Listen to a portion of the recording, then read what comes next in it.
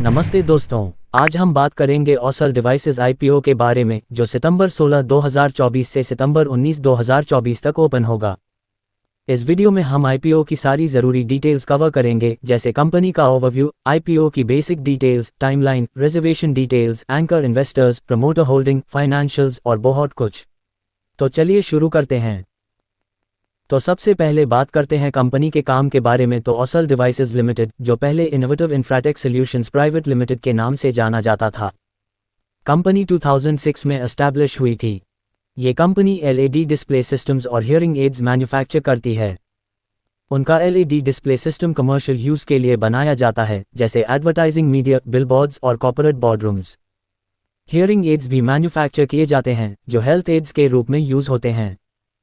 Company का manufacturing facility greater Noida में है, जहां एलईडी डिस्प्लेज और हियरिंग एड्स बनाए जाते हैं। उनका एनुअल प्रोडक्शन कैपेसिटी है 15,000 स्क्वायर फीट एलईडी डिस्प्ले और 4 लाख हियरिंग एड्स यूनिट्स। अब बात करते हैं कंपनी के कंपेटिटिव स्ट्रेंथ्स के बारे में।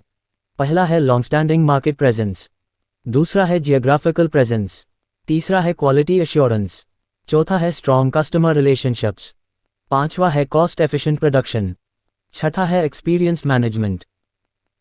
अब बात करते हैं आईपीओ के बेसिक डिटेल्स की। तो आईपीओ की फेस वैल्यू 10 रुपये पर शेयर है। प्राइस बैंड 155 रुपये से 160 रुपये पर शेयर रहने वाला है। लॉट साइज 800 शेयर्स मिलेंगे। टोटल इश्यू साइज 44,16,000 शेयर्स रहेंगे, aggregating up to 70.66 crore. Fresh issue 4,41,600 shares रहेंगे, एग्रीगेटिंग अप टू 70.66 करोड़।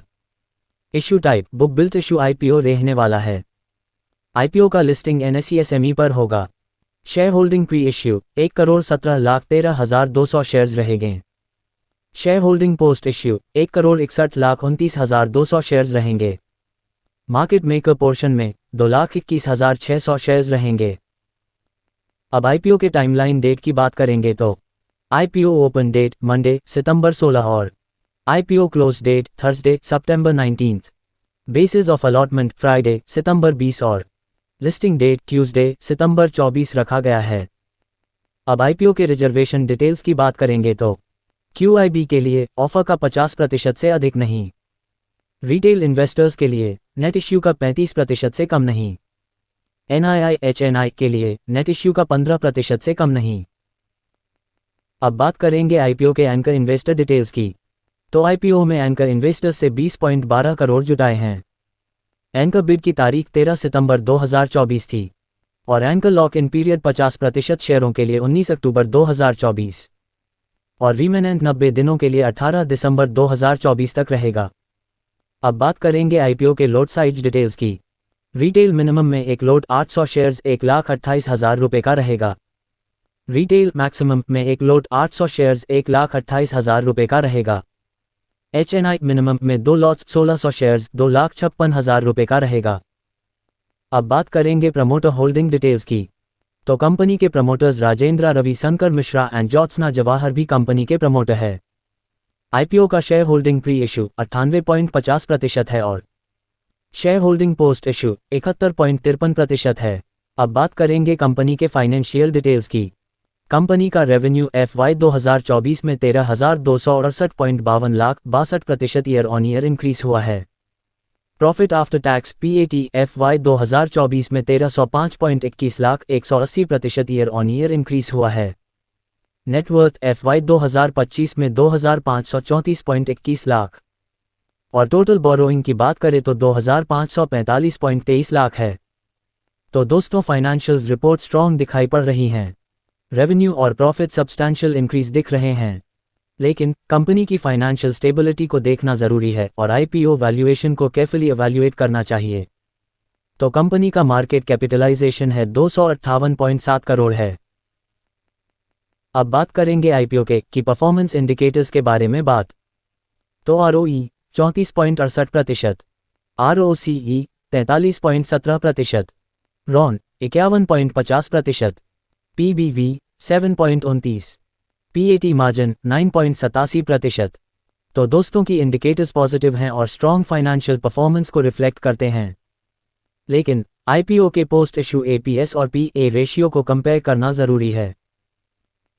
अब बात करेंगे आईपीओ के ऑब्जेक्टिव की तो पहला है प्रीपेमेंट ऑफ लोन्स के लिए, दूसरा है फंडिंग वर्किंग कैपिटल के लिए, तीसरा है जनरल कॉर्पोरेट पर्पसेस के लिए।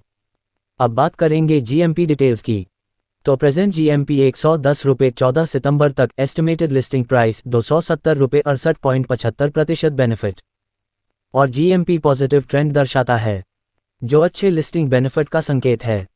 हालांकि बाजार की स्थिति और कंपनी की मूल बातें भी ध्यान में रखना आवश्यक है। तो अब बात करेंगे आईपीओ में अप्लाई करना चाहिए या नहीं। तो पहला है कंपनी का मार्केट कैपिटलाइजेशन 258.7 करोड़, और दूसरा है फाइनेंशियल परफॉर्मेंस, मजबूत रेवेन्यू और प्रॉफिट ग्रोथ। लेकिन पोस्ट आईपीओ एपीएस और पीई रेशियो पर विचार करना आवश्यक है। तीसरा है आईपीओ के ऑब्जेक्टिव, कंपनी का फंड उपयोग क्लियर एंड प्रोफेशनल है। चौथा है GMP trends, positive GMP trend potential listing benefits की ओर इशारा करती है। लेकिन निवेश से पहले कंपनी की मौलिक स्थिति को भी समझना जरूरी है। ऑसल डिवाइसेस आईपीओ निवेश के लिए एक गुड अपॉर्चुनिटी दिखाई पड़ रहा है, लेकिन अपना रिस्क टॉलरेंस और इन्वेस्टमेंट गोल्स पर फिर भी आप अपने तरीके से विचार करें। तो दोस्तों, ये वीडियो एजुकेशनल पर्पसेस के लिए है। फाइनेंशियल डिसीजंस लेने से पहले अपने फाइनेंशियल एडवाइजर से सलाह मशवरा करें। Thank you for watching. अगर आपको ये वीडियो यूजफुल लगा हो तो लाइक और सब्सक्राइब जरूर करें। मिलते हैं अगले वीडियो में।